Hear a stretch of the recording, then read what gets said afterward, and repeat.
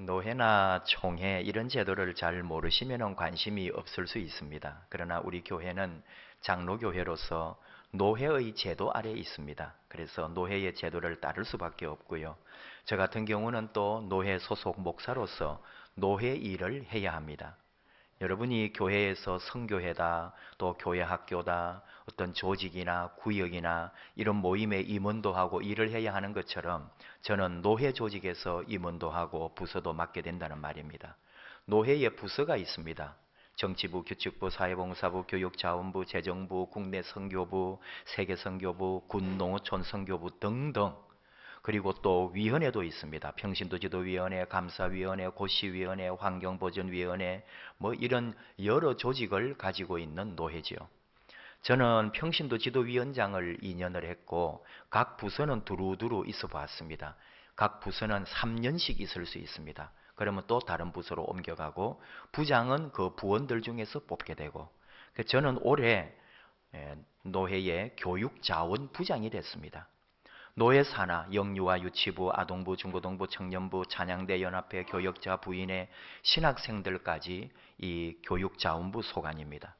우리 교회 일도 해야 되고 또 노예 맡은 거 하랴 그렇게 쉽지는 않습니다. 특히 이 교육자원부가 일이 많은 부서로 알려져 있습니다. 그 중에 지난주 월, 화, 목 이렇게 저녁에 영유아 유치부, 아동부, 중고등부 연합으로 신년교사 강습회를 교육자원부가 이제 모든 것을 진행한 거죠.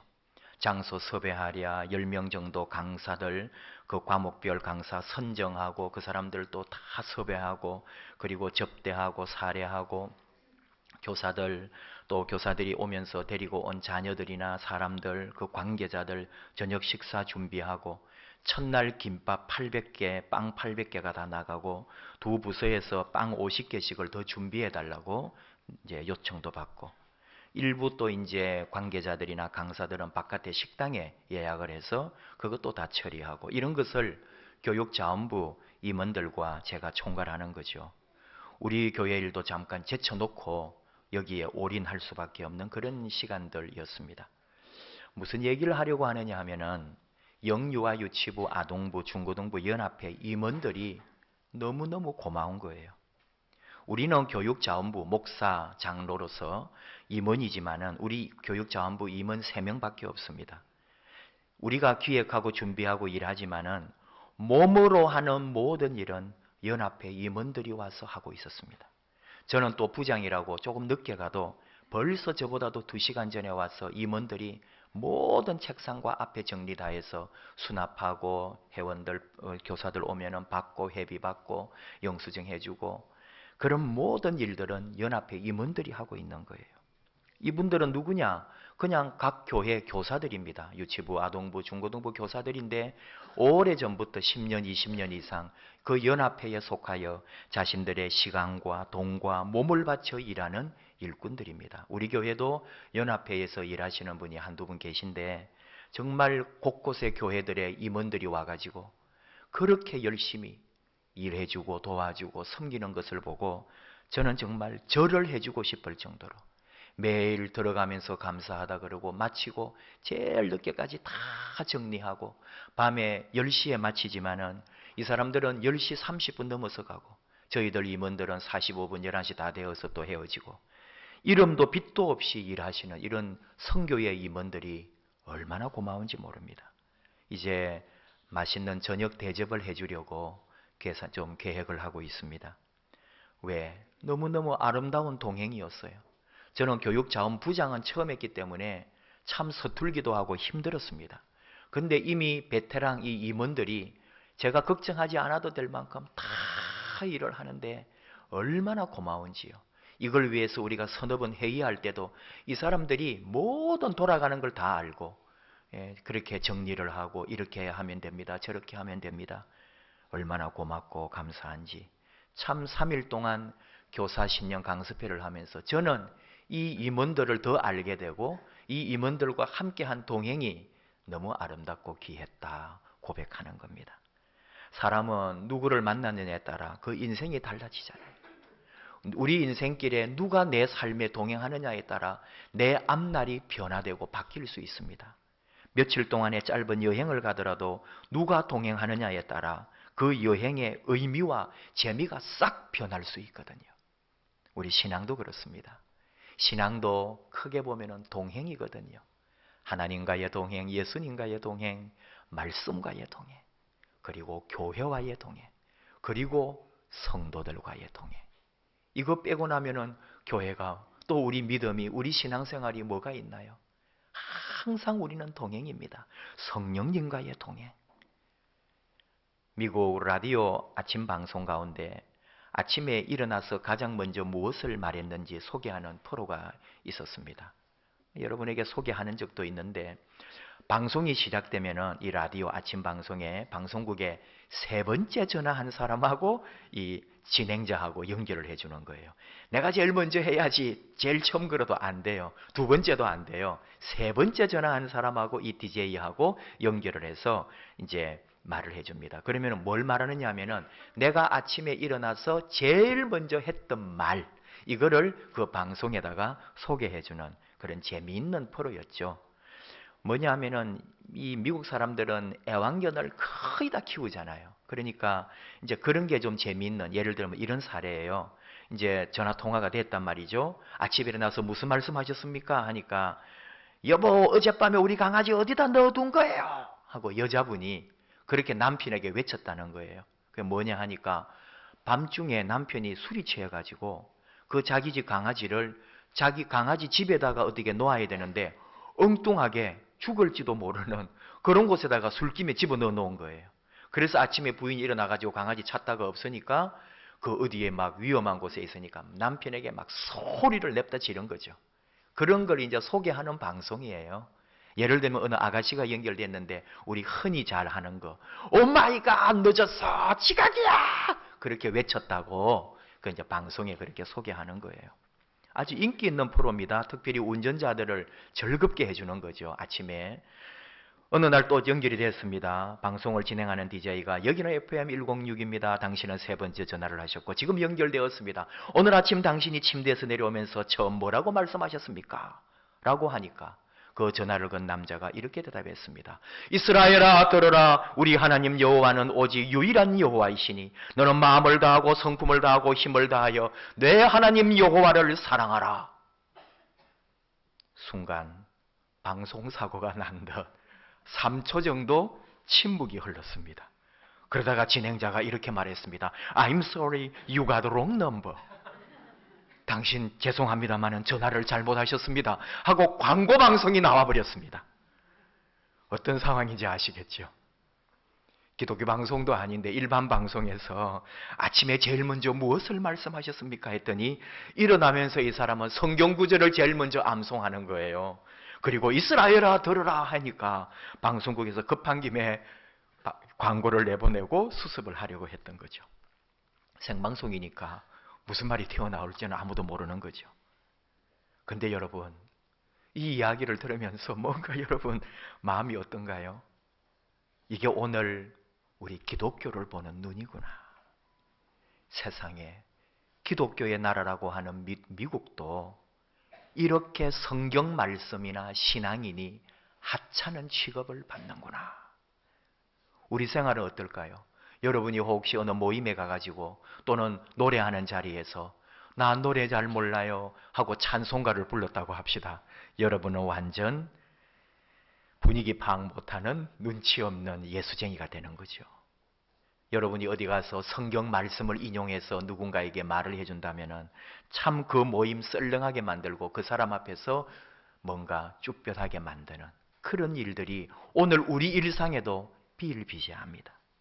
방송국에 전화해서 아침에 일어나서 가장 먼저 하는 말이 바로 이 신명기 5장 4절을 암송하는 일이라고 이 사람이 말한 것은 분명히 이 사람은 경건한 유대인이었거나 아니면 신실한 기독교인이었을 거예요.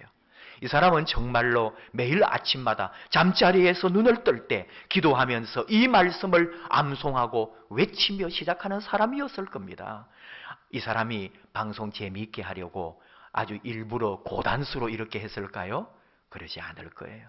일상에서 하나님 말씀 가까이 하고 하나님과 동행하는 삶을 살고자 그 믿음의 사람으로 말씀을 선포하고 하루를 시작하는 그런 사람이었다는 거죠. 근데 이 방송국은 이런 사람을 이해하거나 받아들이려고 하지 않습니다. 다만 재미있는 아침 방송에 찬물을 끼얹는 융통성 없고 고리타분하고 질려버릴 것 같은 그리스도인들, 예수쟁이들 낙인 찍어버렸습니다. 오늘 우리 시대에 그리스도인으로 산다는 거, 예수님을 믿는다는 거, 말씀과 동행하고 하나님의 신앙 안에 살아간다고 하는 것을 어떻게 해석해야 될지, 내가 오늘 그리스도인으로 이 세상을 살아간다는 것이 무엇인지를 한 번 더 생각하게 하는 거죠. 도대체 하나님과 동행한다는 것은 그럼 어떻게 해야 합니까? 이스라엘 백성들은 조상 대대로 오늘 주신 말씀 쇠마라고 부르면서 암송하고 실천합니다. 쇠마라고 하는 이유는 히브리어 이 본문에 쇠마로 시작하기 때문에 쇠마라고 하고, 그 쇠마의 뜻은 들으라입니다. 이스라엘의 이제 어르신이 자녀들이나 이제 자기보다 나이 어린 사람들에게 하는 말인 거죠. 들어라 이스라엘아, 들어라 자녀들아. 부모가 마치 자녀들에게 하는 말, 바로 그런 느낌이 이 이스라엘아 들어라 또는 들어라 이스라엘아 하는 이 말에 들어 있습니다. 오직 하나님만 경외하라는 거죠. 오직 하나님만 사랑하고 섬기라는 거죠. 너는 마음을 다하고 뜻을 다하고 온 힘을 다하여 하나님만 사랑하고 섬겨라. 이것이 어르신이 우리들에게 가르쳐주는 믿음의 모습이고 부모가 자녀를 가르쳐주는 기준이 된다는 말입니다. 오직 하나님에게만 영광, 하나님을 영화롭게 하라. 그런 뜻이 이 말씀 속에 있습니다. 이스라엘 사람들은 이 쇠마 말씀을 양피지에 기록을 했습니다. 그리고 가죽 상자에다가 담았거든요.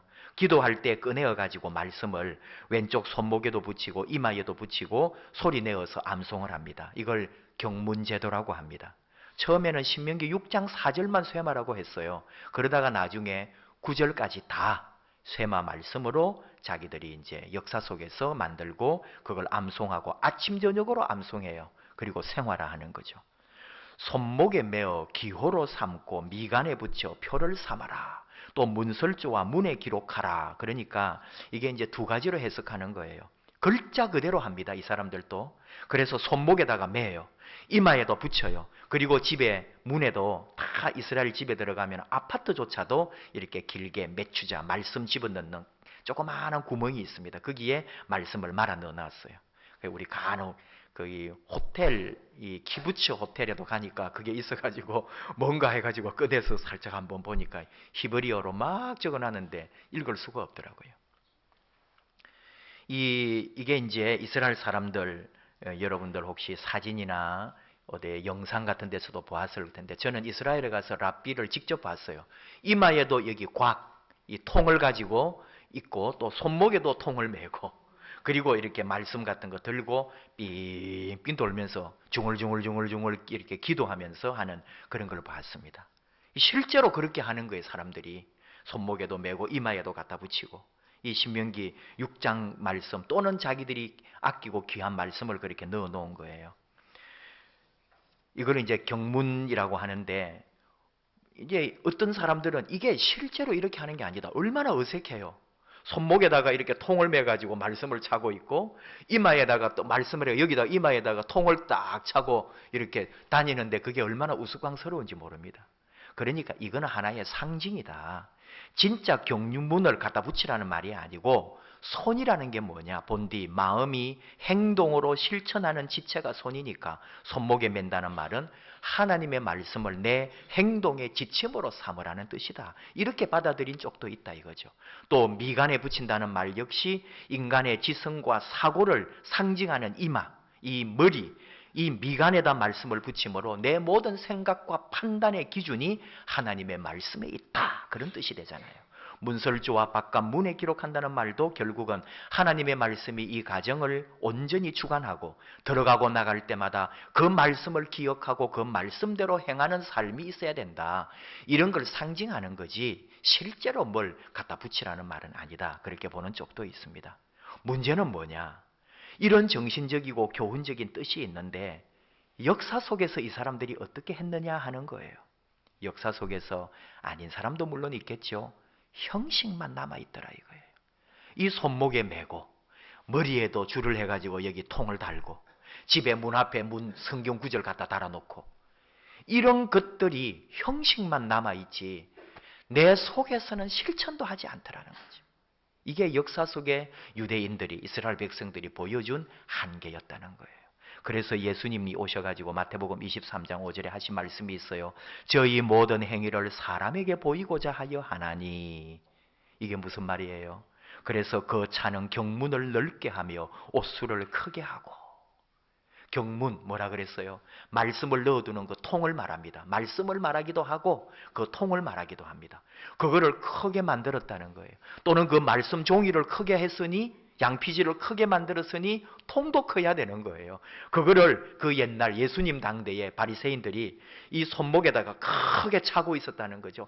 이마에도 큰 통을, 큰 말씀을 여기다가 이마에다가 달고 있었다는 거죠. 왜요? 그런 걸 자랑으로 여겼다는 거죠. 내가 경건하다. 나는 말씀으로 산다. 나는 너희들과 다르다.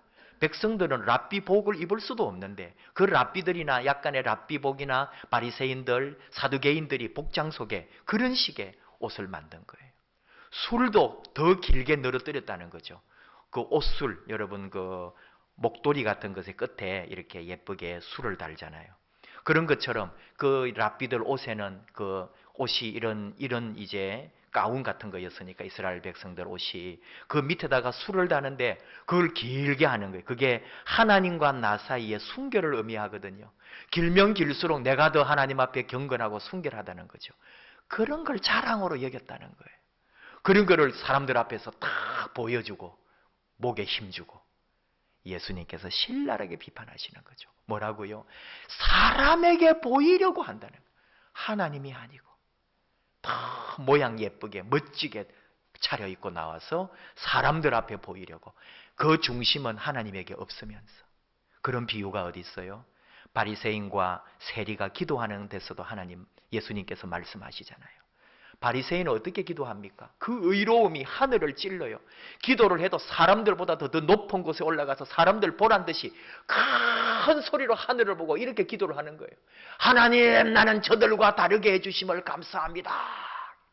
나는 저 사람들처럼 토색하지 않고 저 사람들처럼 죄지지 않고 저 사람들처럼 뭘 떼먹지 않고 나는 하나님 하면서 예수님이 그런 기도를 다 보셨단 말이죠. 근데 세리는 어떻게 해요? 거기에 가지도 못하고 사람들 속에 들어가지도 못하고 저 뒤에 구석에 가서 고개도 들지 못하고 아버지 나를 불쌍히 여기소서 그렇게 기도했다는 거죠. 주님 뭐라고 말씀하십니까? 내려갈 때 세리가 의롭다 하심을 입었느니라. 이게 예수님의 가르침이에요. 모양 내고 다 폼 잡고 그게 아니라 말없이 이름 없이 겸손히 회개하고 기도하는 그 사람이 우리 하나님이 기뻐하시고 하나님이 사랑하시고 하나님이 함께 하신다는 거죠. 우리가 하나님을 사랑하고 하나님을 믿는다는 게 뭔가요? 올 한 해 여러분 우리 말씀으로 심장이 뛴다고 제목만 붙여놓고 그 말씀으로 심장이 뛰는 게 어떤 것이냐 말이죠. 잘 외우면 아침마다 말씀 크게 외치고 시작하면 아니잖아요. 그 말씀이 내 안에 살아있도록 내가 말씀 앞에 순종하고 말씀 앞에 무릎 꿇고 말씀 앞에 겸손할 때 그게 말씀으로 내 심장이 뜨거워지고 내 안에 새로운 삶이 솟아나는 거죠. 하나님을 사랑하고 하나님과 동행하며 사는 것, 하나님의 뜻을 따라 사는 것, 바로 오늘 가르쳐주고 있습니다. 유일하신 하나님 앞에 마음을 다하고 뜻을 다하고 힘을 다하여 하나님을 사랑하라. 그 이어서 나오는 게 하나님이 명하는 말씀을 너는 마음에 새기고 그 말씀으로 내 안에 새겨서 말씀과 함께 살아가는 것. 부모는 자녀에게 부지런히 가르치고 얼마나 이게 표현이 문학적이면서도 구체적인지요. 집에 앉았을 때든지 길을 갈 때든지 누워있을 때든지 일어날 때든지 이 말씀을 가르치라고. 부모가 자녀에게, 어른이 어린 사람들에게 그렇게 말씀을 가르치라는 거예요. 그 가르치는 것은 지식이 아닙니다. 이미 그 어른은, 이미 그 부모는 내 마음에 새겼단 말이죠. 그리고는 가르치는 거예요. 그러므로 그 말씀은 그 자녀들에게도 그대로 새겨지게 되는 거죠. 어느 정도로 우리가 하나님 말씀 앞에 굴복하고 하나님 말씀 앞에 순종해야 되느냐. 요즘 미국 트럼프 대통령이 미국 중심 전략 때문에 미국 시민권 얻기가 더 어려워졌다고 합니다. 정책이 변하면 또 이거는 또 변할 거예요. 대통령이 변하거나 정권이 바뀌면은 또 다른 정책이 나오겠습니다만은 그런 변화와 관계없이 저도 뭐 미국에 가서 뭐 시민권을 받은 사람이 아니니까 배운 거지만은 미국 시민권을 받는 사람은 누구든지 예외 없이 충성 맹세를 해야 합니다. 이런 내용이죠. 앞에는 뭐 하나님 앞에 뭐 하나님이 세우신 나라가 쭉 하면서 이 사람들 그 충성 맹세 내용 중에 이런 거예요. 나는 내가 지금까지 신민 또는 시민이었던 외국의 군주 지배자 정부 또는 주권국에 바쳤던 모든 충성과 절개도 단호하게 그리고 완전하게 포기하며, 그리고 쭉 내용이 있고, 국내의 모든 적에 대항하며 미합중국의 헌법과 법률을 준수하고 옹호하겠습니다. 나는 법률이 요구하는 경우 미합중국을 위하여 무기를 잡겠습니다. 이 부분은 또 다르게 전쟁에도 나가겠습니다. 이렇게 번역하기도 하는데 그런 내용이에요. 나중에 뭐 오바마 정부 때에 뭐 미 연방 법원인지 뭐 어디에서 이 마지막 이 무기를 잡겠습니다. 미합중국을 위하여 전쟁에도 나가겠습니다 하는 이 문구는 빼도 좋다고 하는 그런 게 있어가지고 한바탕 미국이 막 시끄럽기도 하고 오바마가 그런 정책을 했다고 해서 비판하기도 하는데 어떻게 됐는지는 잘 모르겠습니다. 근데 오늘은 그게 아니고 이 내용이에요. 내가 지금까지 다른 나라 사람이었잖아요. 그리고 미국에 이제 오래 살아서 자격을 획득해가지고 시민권을 받게 되는데 다른 나라 그 외국의 군주 또는 지배자, 정부 또는 주권국에 바쳤던 모든 충성과 절개와 이 모든 것을 단호하게 완전하게 포기하며 이 말이에요.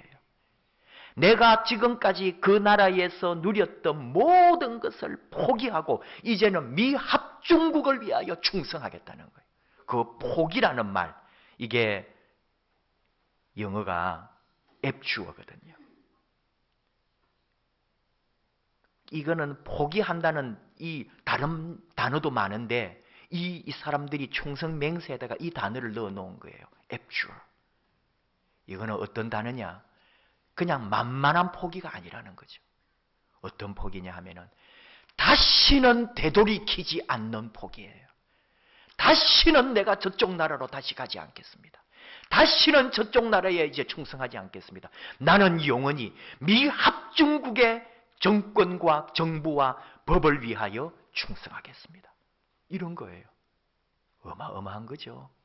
그래서 여러분, 그렇게 한 사람이 한국의 이중국적을 가지고 있다 그러면 우리나라가 또 난리가 나는 거 아니에요. 우리는 이중국적을 허용하지를 않거든요. 자, 여러분 솔직히 속으로는 안 하면 되잖아요. 겉으로 입으로는 그리 해도 이중국적자들은 미국에서 시민권 받을 때 그렇게 서약했다니까요. 한국의 국적 그대로 가지고 있으면서 그렇게 할 수 있겠죠.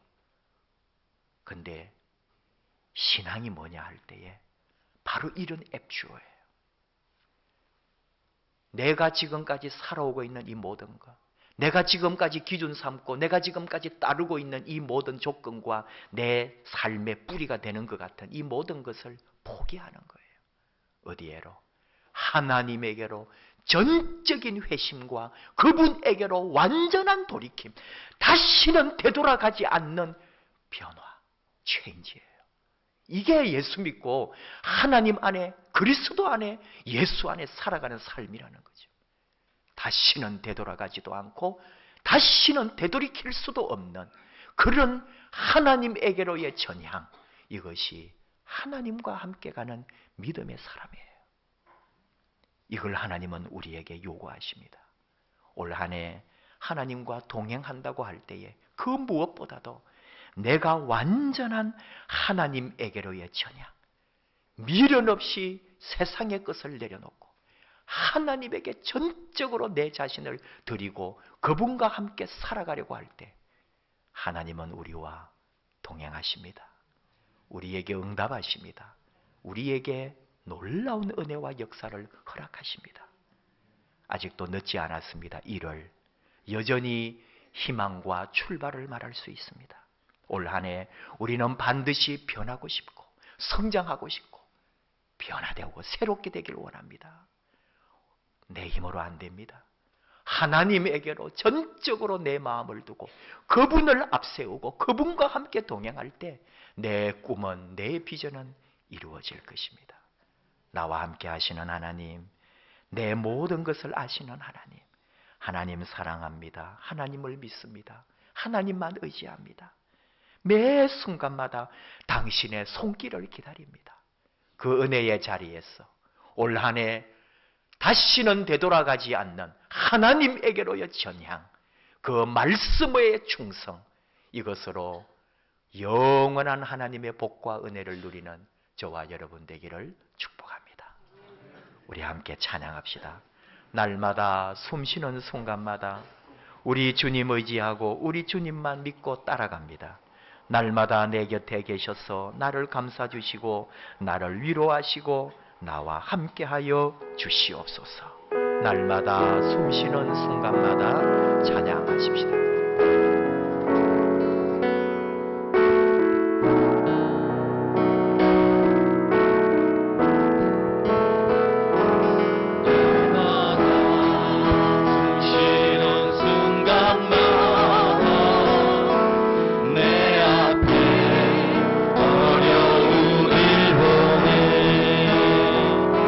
주님 앞에 이 몸을 맡길 때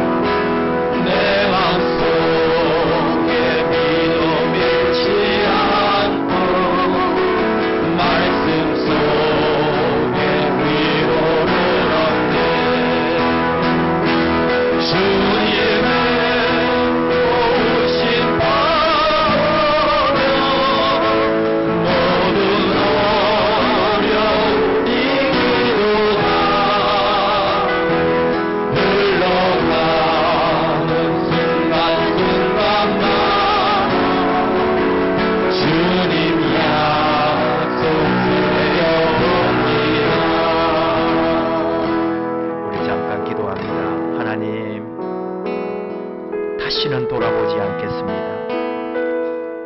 오직 우리 하나님만 바라보고 나와 동행하시는 우리 하나님 말씀 의지하고 그 믿음 따라 걸어가기를 원합니다. 올 한 해 오직 주의 말씀이 우리와 동행해 주시고 그 말씀 때문에 우리 심장이 뛰게 하여 주시옵소서.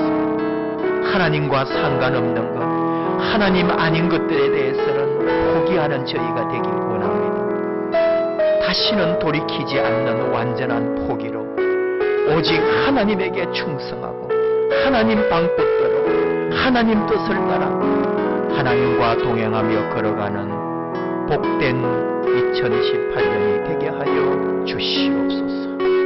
우리 하나님 앞에 온전한 충성하기를 원합니다. 우리 결단하며 함께 기도합니다. 하나님 감사합니다.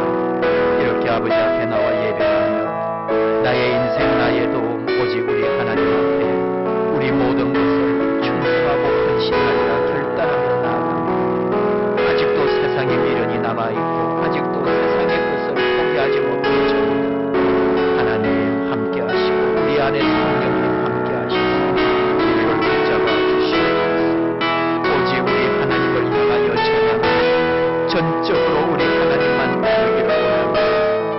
한 번 포기한 이상 다시는 세상 바라보지 아니하고 완전한 주님 온전하신 우리 하나님만 따라가는 내 마음과 내 정신과 내 신앙이 하나님 안에서 성장하고 변화되기 원합니다. 그 하나님 사랑 따라 온전히 걸어가는 복된 한 해 되게 하시고 우리들의 기도, 우리의 소원, 우리 마음, 우리의 두려움과 모든 비전까지도 우리 아버지와 함께하여 주시옵소서. 우리 사랑하는 자녀들 가정, 우리 사랑하는 자녀들의 그 모든 계획까지도 아버지 방법으로 우리 아버지 원하시고 아버지가 기뻐하시는 것을 따라 아름답게 이루고 영광 돌리는 저희들 되게 하여 주시옵소서.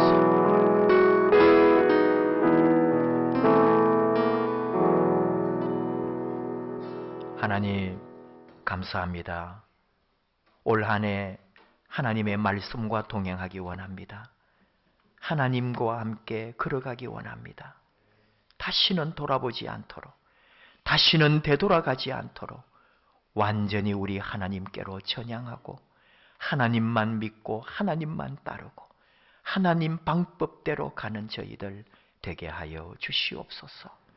저희들 약합니다. 부족합니다. 혼자는 못 씁니다.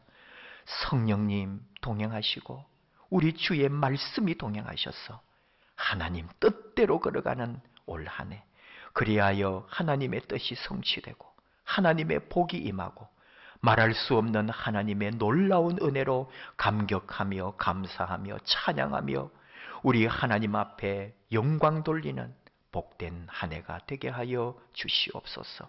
우리 가정이, 우리 자녀들이, 우리가 하고 있는 일들과 사업체가, 우리 직장이 바로 그런 은혜와 복을 받고 하나님의 이름을 찬양하고 예수 그리스도의 이름을 찬미하는 일들이 올 한 해 우리 삶에 넘치게 하여 주시옵소서. 예수님 이름으로 기도하옵나이다. 아멘.